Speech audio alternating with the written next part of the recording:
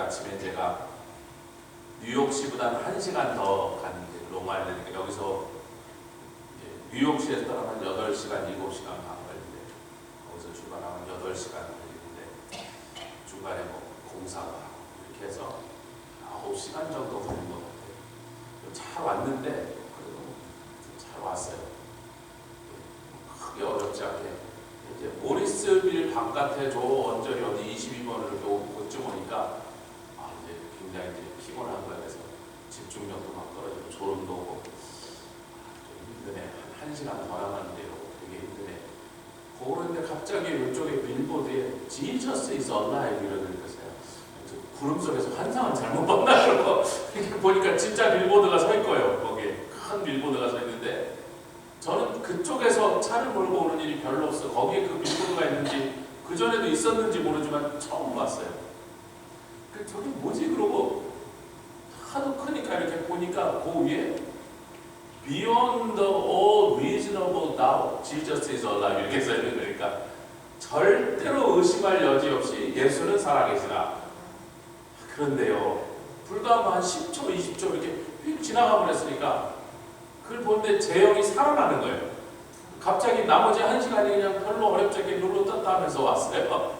예수님 살아계신다 그 고백 하나, 뭐 우리가 날마다 하는 얘기인데도 거기서 막 많으니까 조목사 힘 좀 내라 그러고 주님 겁니다.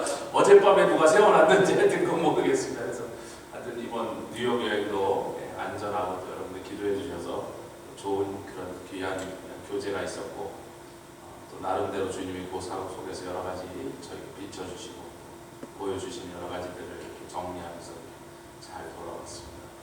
사실 제가 원래는 지금 가려고 한 게 아닌데 다음 주에 이제 찬영이가 떠나면 우리가 당분간은 이렇게 조아라만 놔두고 떠날 수가 없으니까 갑자기 좀 걔가 가기 전에 우리가 마지막 기회니까 갔다 오자 그러고 갔다 왔습니다. 근데 하여튼 그렇게 갔다 왔던 이렇게 갔다 왔던 오며 가며 또 여러 가지 주님의 음성을 듣고 또 김종호 목사님과 교제하고 다른 목사님들 교제하다 했더니 어디 딴 데 가서 뉴욕시에 없어갖고 만나지 못하고 그렇게 하여튼 보람 있는 시간을 가지고 자, 이사야서 강의를 계속 가는데 강의 안으로 보면 178페이지 밑에 있는 골뱅이부터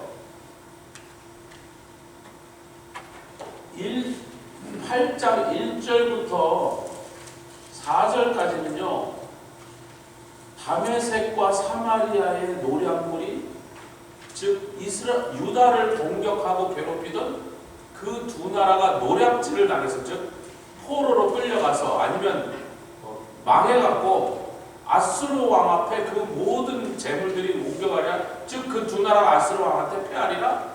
그 일이 언제 일어나냐면 이 마할살랄 하스바스 지금 막 태어난 이 아이가 아빠 엄마 하기 전에 그 일이 일어나리라는 게 이 예언의 말씀이 734년도에 일어났고 이사야를 통해 734년도에 이 말씀 선포했고 732년 그러니까 주전이가 거꾸로 가죠. 숫자가 줄어들수록 더 최근이니까 주전 734년에 선포하고 732년에 그 일이 일어난 거였어요. 그래서 베가가 맞아 죽고 르신이 맞아 죽는 게 열왕기하 15, 16장에 쭉 기록되어 있는데 그 연도가 732년이다. 그건 뭐 역사적으로 확실하게 확인할 수 있는 연도니까. 그러니까 여기까지는 유다 사람들로 봐서 굉장히 좋은 말씀이었죠. 구원의 말씀이죠. 자기네들 괴롭히는 두 왕이 맞아 죽을 거다. 그 나라들이 망할 거다. 아수르에게. 그거 축하할 만한 일이고 뭐 셀러브레이트 할 일인데 그런데 그렇게 된 이유는 아하스 왕의 신실함과 경건함 때문이 아니었고 그의 조상 다윗을 향하여 하나님이 약속하신 하나님의 그 신실하신 약속의 말씀으로 인하여 그런 일을 허락하셨을 뿐이지 지금 아하스 왕과 그를 따르는 유다 백성에게 굉장히 진노하셨다. 그래서 일단 너희들이 망하진 않아. 이번에 아람에게도 망하지 않고 아수르도 너희들을 망하게 하지 못해. 결국은 아수르를 무너뜨리기로 하는 바벨론에게 약 100년이 지나서 멸망하는데 그 바벨론에게 멸망한 다음에도 70년이라는 세월 후에 다시 고토로 돌아오는 역사를 하나님께서 설명하시면서 그 예언의 예표가 뭐냐면 이사야의 첫째 아들 수알 야수의 그 이름이 포로가 되어도 바른 듯이 금방 돌아오리라. 아멘. 금방 귀환하리라. 근데 이제 그걸 우리가 이미 지난 몇 주 동안 알고 있는 내용이고, 이 너희들이 의지하고 그래서 너희들의 대적처럼 보이는 아람과 북왕국 이스라엘을 혼내주고 그들을 무력화시켜버린 아수르가 너희를 진짜로 도와주고 너희를 위하는 세력이라고 너희는 착각했으나, 하나님께서 이제부터 이제 내막을 설명하시는 거죠. 너희는 천천히 흐르는 실로아 물을 버렸다. 여러분, 실로아는요, 제가 좀 몇 번 설명했지만, 여러분, 여기 왕궁이 이렇게 있고 왕국에 정원이 있습니다. 가든이 있는데 뭐 채소도 키우고 꽃도 피우는 정원인데 여기에 못이 하나 있어요. 이것을 윗못이라고 합니다. 여기서 세탁도 했어요. 어디서 나오는 옷을 세탁한 거예요. 왕궁에서 나오는 옷들을 세탁한 거죠. 물이 부족한 나라인데 이렇게 풍부한 물이 있는 데가 많으니까, 그러니까 왕궁에 필요한 모든 물을 공급하는 물이 실로아예요. 근데 실로아에 연못이 두 개가 있었단 말이에요. 윗못, 아랫못. 아랫못에는 지금도 여러분 가시면 성전으로 가는, 그림을 못 그려서 용서하십시오. 그냥 버섯같이 생겼네. 성전으로 가는 계단이 이렇게 있습니다. 그래서 실로아 물에서부터는 땅을 밟지 않고 성전 제단에까지 계단으로 그냥 바로 갈 수 있게 됐습니다. 그리고 이것을 아랫못이라고 불렀습니다. 여기는 제사장이 와서 마지막으로 다시 한번 목욕을 하고 옷을 빨고 정결의식을 하고 올라가던 곳이었습니다. 아멘. 그런데 물이 굉장히 적어요. 우리가 생각하는 그게 큰 저수지가 아니고 조그만 못이었단 말이에요. 그런데 여기 물의 양이 늘어나는 사건이 벌어지죠. 언제요? 우리가 지금 말하는 이때보다 바로 다음 때인 히스기야 왕 때 기온샘에서부터 물을 끌어오기 시작합니다. 왜 끌어오죠? 아수르 왕 사네립이 쳐들어오니까 성 안에 마실 식수가 부족한 상태에서 포위당하면 물이 떨어지면 항복해야 되니까, 그래서 히스기야가 아수르의 군대가 몰려오기 전에 기온샘에서부터, 이 기온샘이 어떤 셈이냐면 예루살렘 성에 여부스 족속이 차지하고 있을 때 다윗이 이 기온샘이 성 안에 있는 게 성 밖에 있으니까 이 기온샘물을 끌어들여 여기에 수구라는 걸 구멍을 뚫어놨단 말이에요. 아멘? 기억나시는 사건이 성경에 기록돼서, 그래서 다윗이 일로 특공대를 올려보냅니다. 그래서 그 성 안에 문을 열고 특공대가 뭐 밤중에 몰려갔겠죠. 이 기온샘을 수구를 통해서 그래서 예루살렘을 점령하고 뺏어버리고 여부스 사람들을 쫓아냈는데, 그러자마자 바로 다윗이 뭘 하죠? 성을 개축해서 기온샘을 성벽 안으로 끌어들입니다. 왜? 자기가 공격한 것처럼 다른 놈들이 자기네를 공격할까봐 이제는 그렇게 할 수 없도록 기온샘이 성 안으로 들어와 버린 거예요. 그러면서 이 샘물의 물을 이 실로아 물까지 터널을 파갖고 600 몇십 미터, 700m가 조금 안 됩니다. 터널을 파서 이렇게 공업해서 갑자기 실로아의 물의 양이 굉장히 늘어나게 됩니다.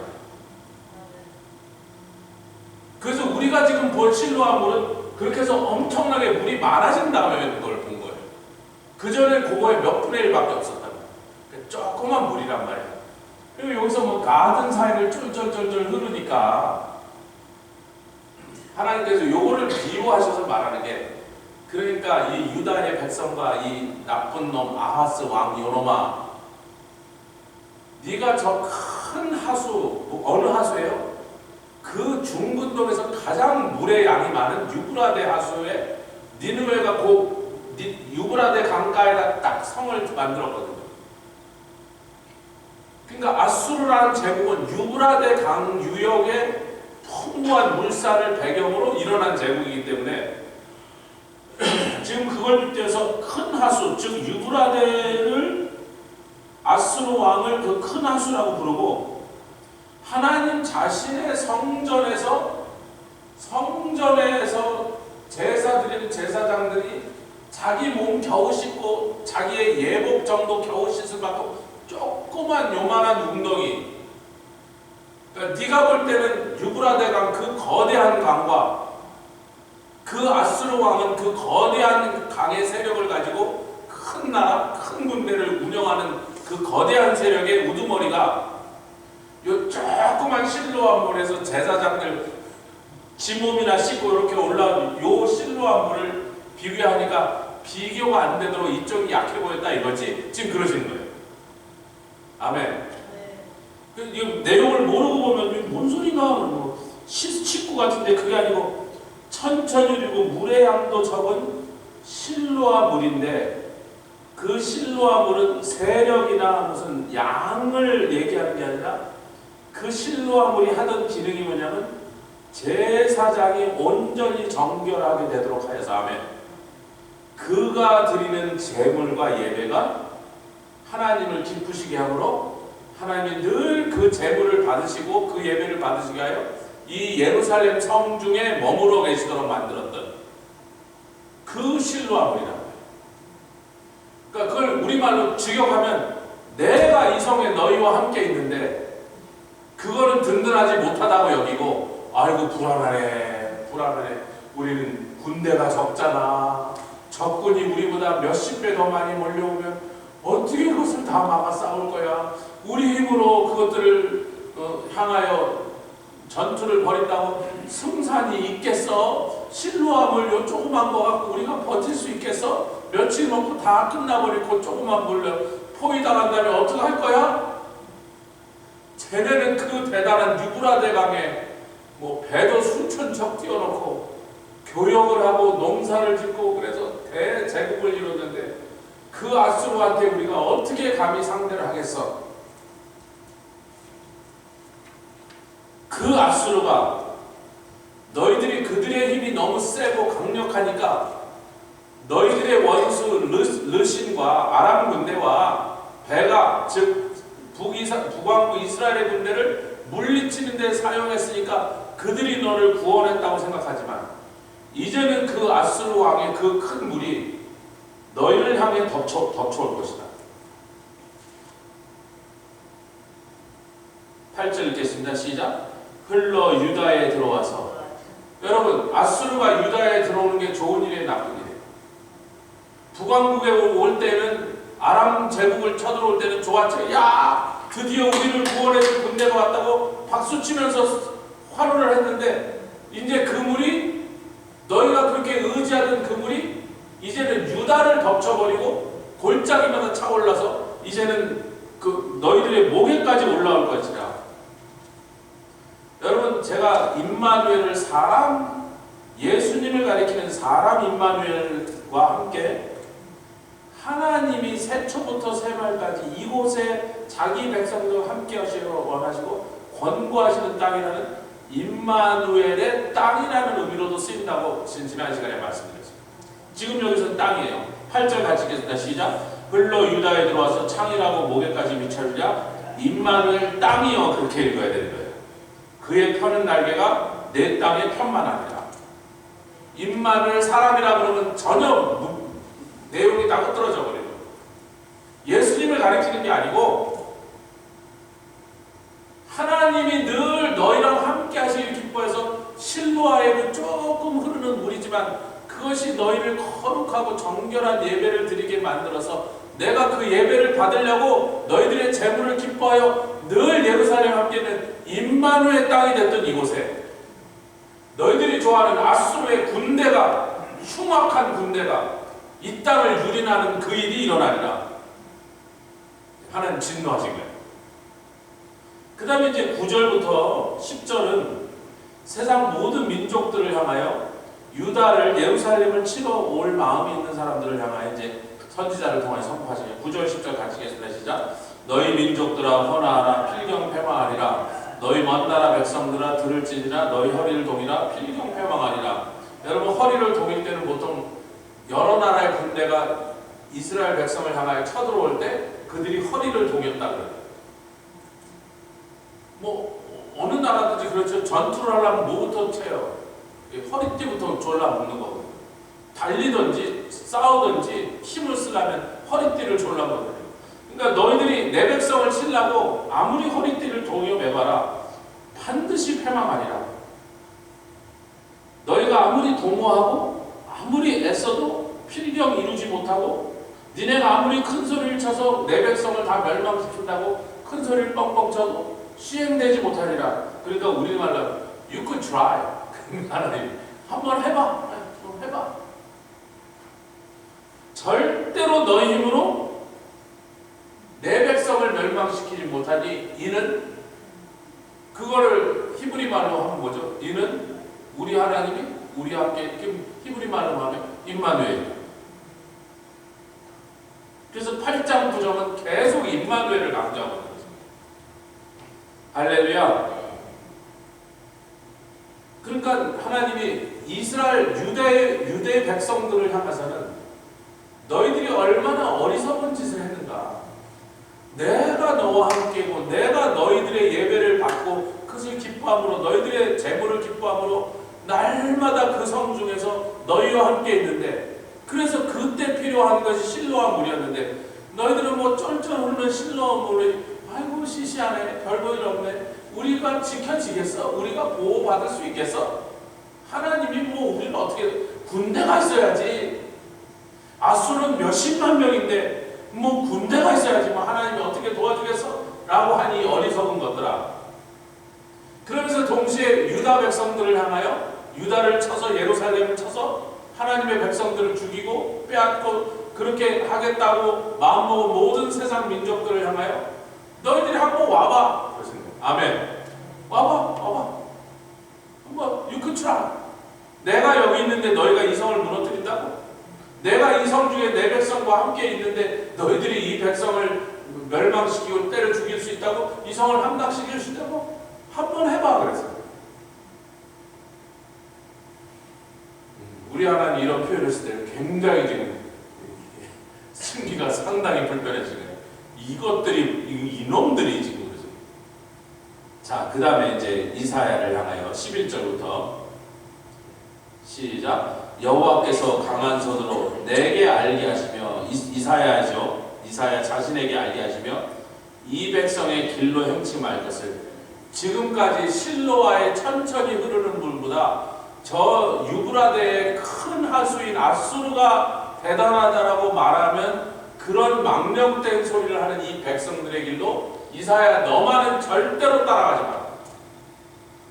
여러분 백성이 100만 명이 헛소리를 해도요 하나님의 사람 한 사람만 하나님의 말씀대로 선포하면 그 나라는 소망이 있는 거예요. 아멘. 온 백성이 온 민중이 다 부들부들 떨어도 하나님의 말씀을 증거하고 대신 전하는 선지자가 와서 두려워하지 마라 겁나지 마라 하나님만 의지하라 여호와가 너와 함께 그러면 그 상황이 완전히 반전해. 그러니까 하나님께서 이사야야 내가 우시아 왕이 죽던 해에 너를 불렀잖니 네가 가겠다고 했잖니 너는 이 백성을 깨우는 파수꾼이고 아멘 이 백성에게 나의 말을 증거하는 메신저니까 너 많은 이 백성이 어떤 망령된 소리하고 전 국민이 그쪽으로 간다 할지라도 너는 따라가지 마라. 12절 계속 있습니다. 시작. 이 백성이 맹약한 지 있다 말하여도 너희는 그 모든 말을 따라 맹약한 자가 있다 하지 말며 여기에서 이사야서 28장 우리 가보겠습니다. 거기 가서 또 공부할 내용이지만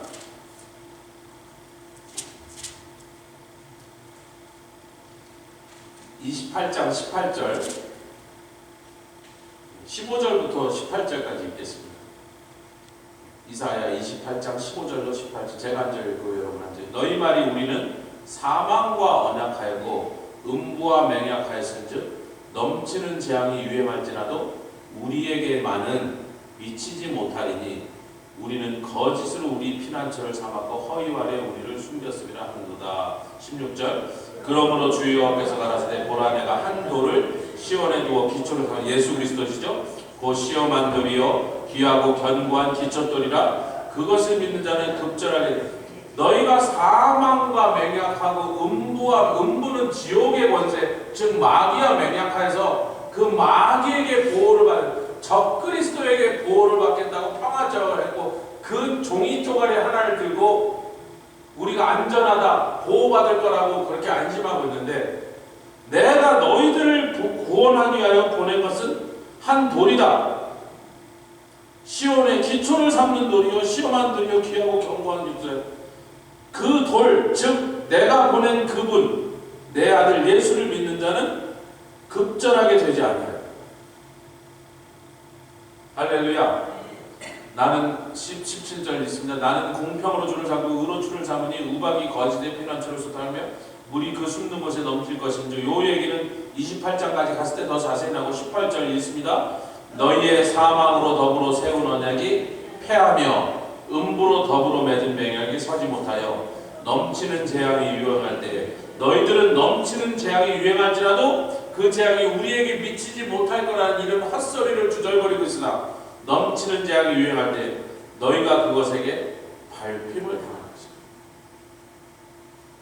너희를 아침마다 잡고 주야로 유행하여 잡을 것이다.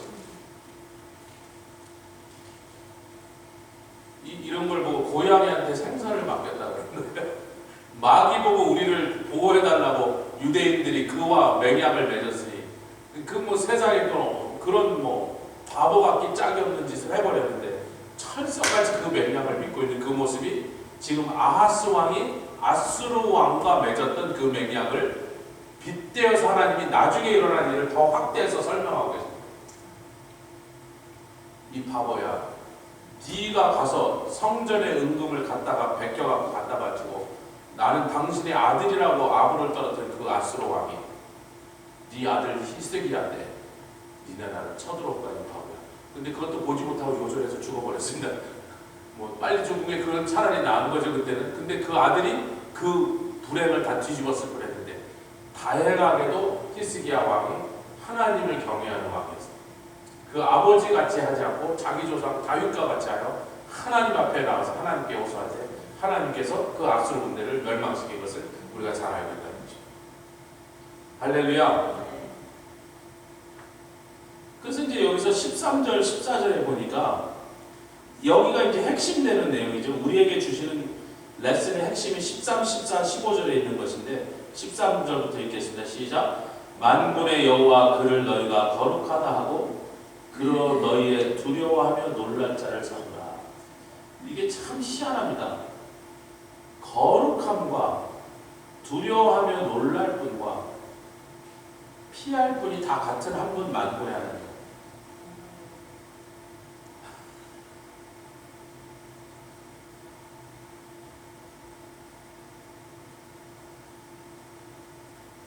그분을 두려워한다면 그 외의 것은 너희가 두려워하지 않지. 여러분 사자와 호랑이와 늑대가 동시에 나타나면 늑대를 더 무서워하시겠어요? 사자를 호랑이를 더 무서워하세요? 호랑이가 내 앞에 나타났는데 늑대는 지금 신경 안 쓰는 거예요. 왜? 늑대가 아무리 세도 호랑이보다는 못하거든요. 더 무서운 것에만 반응하게 됩니다. 왜? 의학적으로도 그렇잖아요. 몸에 병이 났는데 굉장히 위중하고 아픈 병하고 그거보다는 훨씬 상대적으로 가벼운 병이 오면 그 가벼운 증상은 못 느끼는 거예요. 몸이.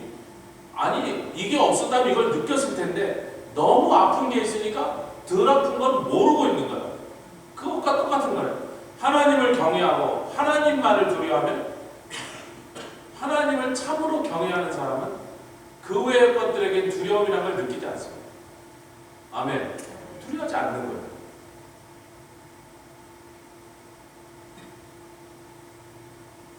그리고 그분이 거룩하시고 두려워할 만큼 그만큼 강력한 권능을 가진 분인데 그분에게 피하기로 작정했다면 이제 나는 안심이네 하고 안심할 수 있다는 거예요.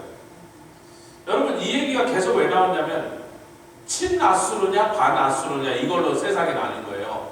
아수르에게 반대하여 아수르하고 한번 대적해서 붙어보겠다고 하는 세력들과 아유 저 아수르 저렇게 센데 저기한테 대적했다 우리 큰일 나 아수르한테 붙자 하는 걸로 온 세상이 지금 둘로 쫙 나뉘었는데 하나님 그럴까요?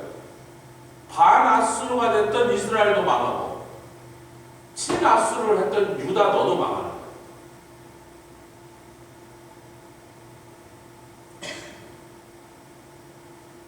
다윗왕은요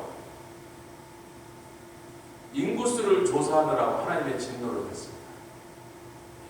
역대기에는 사단이 격동했다 그러고 또 열왕기에는 하나님께서 그를 그래서 어찌됐든 다윗왕이 그 잘못하고 요압이 막 이러지 마시라 해서 뭔 소리 하는가 빨리 가서 인구조사를 해서 인구조사를 하고 있다니까 선지자가 와서 하나님 앞에 당신이 범죄했다. 자, 세 가지 벌 중에 하나를 택하라. 이 다윗의 신앙이 어떤 신앙인지를 여기서 보여주겠습니다. 3일 동안 온역을 당할래? 3개월 동안 대적에게 쫓겨다닐래? 3년 동안 기근을 당할래? 셋 중에 하나는 골라야 돼. 이 셋 중에 하나는 네가 당할 거야. 셋 중에 만만한 게 어디 있어요? 그 중에 어느 걸 선택해도 끔찍한 고통과 끔찍한 손해를 당해야 되는데 다윗이 3일간 온역을 당한 겁니다. 여러분 3일 동안 온역이 24시간 곱하기 3에서 72시간이 다 온역이 멈추지 않았으면요 이스라엘이 전멸했습니다. 반나절 했는데 이스라엘 인구가 몇 분의 1이 죽어버렸어요. 6시간 만에 이스라엘의 몇 분의 1이 죽었는데 72시간을 갔으면 이스라엘이 전멸했다. 그러면 왜 그렇게 위험하고 가장 큰 손해가 날 것을 다윗은 몰랐을까 말이에요. 그냥 자기의 생명을 찾으려는 원수의 손에 자기의 생명이 있기도 원치 않고 자연재해의 손에 있긴 하고 그래도 긍휼이 많으시고 자비가 많으시고 용서하시는 하나님의 손에 자기의 운명을 맡깁니다. 그래도 내가 믿고 버틸 만한 것은 하나님의 자비하심밖에 없으니 내가 거기다 한번 호소하겠다고 3일간 온역을 선택합니다. 과연 반나절 만에 그가 회개하고 차라리 나를 죽여주고 내 집을 치시라고 할 때 하나님께서 용서하시고 72시간 동안 계속돼야 될 온역이 6시간 만에 멈춰버려요. 만약에 68시간을 더 갔더라면 이스라엘이란 나라는 이제 지구상에서 없어질 거예요. 이렇게 다윗은 하나님을 알았어요. 하나님의 성품을 알았고 그분의 사랑을 알았고 할렐루야 그분의 은총을 알았다. 거기에다가 모든 걸 걸었어요. 자기의 생명, 운명, 자기의 왕국 모든 것을 그분의 그 사랑에다 걸어버렸어요. 근데 그분의 그런 신앙을 가진 다윗 왕의 직계 자손이라는 아하스라 왕이라는 놈은 무슨 주판들을 했어요? 프로 아수르가 나온가 엔타이 아수르가 나온가 이거 주판들에서 계산을 하고 그래도 요즘 대세는 아수르야. 아수르하고 친해야 돼. 그러면서 뭘 무시했어요? 천천히 흐르는 실로아물을 무시했어요. 즉 실로아물은 뭘 나타내? 임마누엘. 내가 너와 함께 있지 않느냐. 내가 이 성 중에 너희와 함께 거하고 있느냐. 내가 너희와 함께 있는데 어떤 놈들이 이 성을 무너뜨릴 거라고 너희들은 염려하고 두려워. 지금 그 얘기거든요. 아니 뭐 복잡한 얘기를 간단하게 말해요. 그래서 오늘날 성도 저희들과 여러분들에게도 내가 너와 함께 두려워하지 마라 놀라죠. 내가 너와 함께 합니다. 계속 그 말씀을 반복하냐. 내가 너와 함께 하지 않느냐. 임마누엘 아니에요. 저 세상 사람들은 각 민족들이 헌화하고 허리를 동이고 너희를 죽이겠다고 덤벼들면서 진의 세력을 믿고 군대의 숫자를 믿고 용사들을 믿고 너희들을 쓸어버리겠다고 큰 소리를 치지만 그 어리석은 자들이 그 바보 같은 소리를 하는 것은 사실 이상할 게 없어요. 왜? 그들은 하나님을 모르니까. 그런데 그들의 기세를 보고 하나님을 안다는 하나님의 자녀들도 똑같이 반응하니까 하나님 지금 분하신 거예요. 세상 사람들이 그렇게 하는 걸 보고 하나도 하나님이 이상하게 생각하실 거죠. 어떻게 보면 너무 당연한. 하나님을 모르는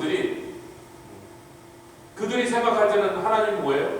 그냥 이스라엘 백성들의 내셔널 가시아. 가나안엔 바알이 있고 바벨론엔 마르둑이 있는 것처럼 모압에는 암몬엔 말곰이 있는 것처럼 그냥 이스라엘 쟤네들 섬기는 신은 이름이 여호와래.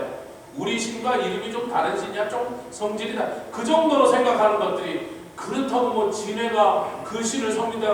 우리가 이렇게 강력한 군대를 가는데 뭐 그 신이 어떻게 하겠어? 그러고 덤벼와서 불 가운데 뛰어드는 불나방처럼 타 죽는 것은 하나도 이상한 일이 없는데 그 하나님의 놀라운 기사와 능력을 맛보고 하나님의 사랑을 또 받고 그 은혜를 체험한 하나님의 자녀들이 그 기세를 보고 벌벌 떠니까 우리 하나님이 굉장히 속이 지금 속상하신다. 그래서 14절 보겠습니다. 계속 그가 거룩한 피할 곳이 되시리라. 그러나 이스라엘의 두 집에는 이 두 집이 뭡니까? 여로보암으로 시작된 북왕국 그 왕가와 물론 이때는 여로보암의 혈통은 이미 끊어져 버리고 몇 번의 반역을 통해서 다른 집안이지만 하여튼 북왕국 그 왕가와 남왕국 다윗의 왕가 이 두 집에는 거친 돌 걸리는 반석이 되실 것이며 누가? 우리 하나님께서. 그리고 이사야서 28장에는 더 구체적으로 그 돌이 예수 그리스도이신 것을 더 뚜렷하게 나타나고 있다는 것입니다. 지금은 예수님이 모든 가르침에 구체적으로 등장하지 않고 그냥 예언으로 임마누엘이라고 하면서 지금은 여호와 하나님이 그들과 함께 있는 시대이기 때문에 예수님을 더 뚜렷하게 설명하고 있지는 않습니다. 그러나 예수님이든 여호와 하나님이든 하나님의 백성들 이스라엘과 함께 계신다는 임마누엘이라는 그 아이디어를 지금 계속 강조하고 계십니다. 할렐루야. 그런데 그 함께 계시는 임마누엘이 그들과 함께 있음에도 불구하고 예루살렘 거민에게는 거치는 돌이요 걸리는 반석이 되어서 결국은 함정이나 올무가 될 것입니다. 왜? 믿지 않아. 그분을 받아들이지 않아. 그럼 이제 스가랴서 말씀으로 우리가 이 강의 안에 뒷부분에 스가랴서 말씀을 다시 언급하는데 종말의 때는 스가랴서 12, 13, 14장의 종말의 때 대환란과 예수님 재림의 시간들이 12, 13, 14장인데 그때 이제 하나님께서 하신 말씀이 내 백성 중에 3분의 1은 맞아 죽을 것이고 왜? 거치는 돌, 걸리는 반석. 내가 내 아들을 보냈고 그 아들을 믿으라고 전했고 그들은 것을 들었음에도 불구하고 그래도 마지막까지 내 아들 예수 그리스도를 믿지 않는 자들 3분의 1은 죽을 것이고 나머지 3분의 1은 구원을 받아서 불 가운데 연단한 것 같으며 할렐루야. 우리 주님 다시 오시는 재림의 날 그들은 구원을 받는 것이다. 곧 스가랴서에 잘 설명되어 있는 거죠. 그래서 예루살렘 거민이 이 거치는 돌 걸리는 반석에 의하여 어떤 사람들은 넘어질 것이고 많은 사람들이 그로 인하여 거칠 것이며 넘어질 것이며 부러질 것이며 걸릴 것이며 잡힐 것이니라. 안 좋은 건 다 있죠. 뭐 제가 길게 설명할 필요가 없습니다. 안 좋은 건 다 있어요. 예수님을 믿지 않는 자들에게는 어떤 결말이 남아있는가? 여러분 시편 2편의 말씀 잠시 한번 돌아가 보면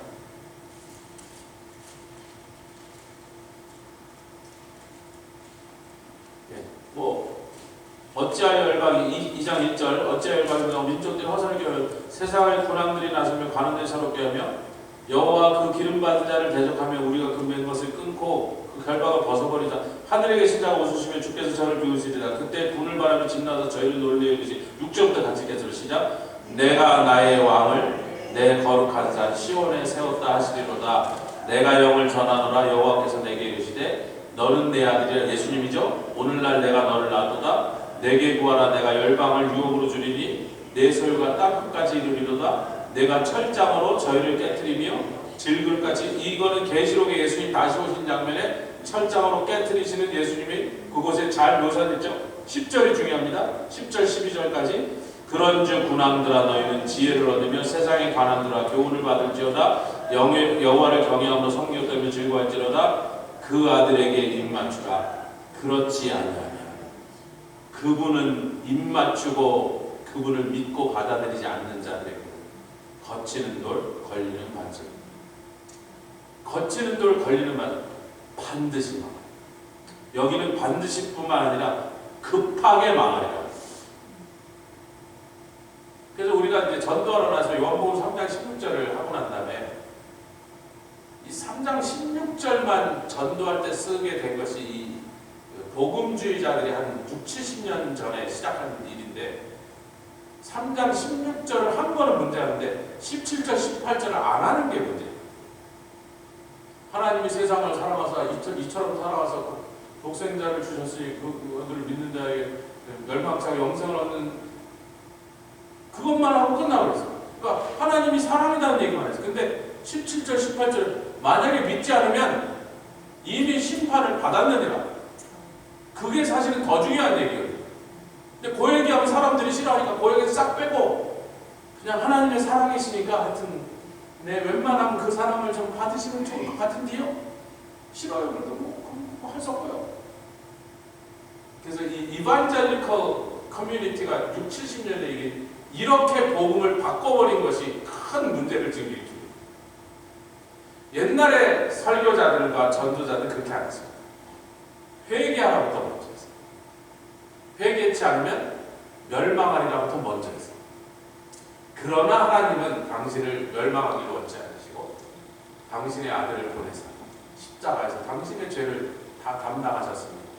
그렇게 구원하시려고 하신 하나님의 사랑을 왜 거부하느냐. 이렇게 했을 때 복음이 완전하게 증거가 되는데 지금 계속 전부 요한복음 3장 16절만 해요. 16절 하고 끝나면 17절도 해? 제가 그래요. 18절은 어디로 가고? 시편 2편의 말씀이 그렇게 급하게 그 진노가 급하고 길에서 망하리라. 거부하는 그 순간 이미 심판을 받았느니라.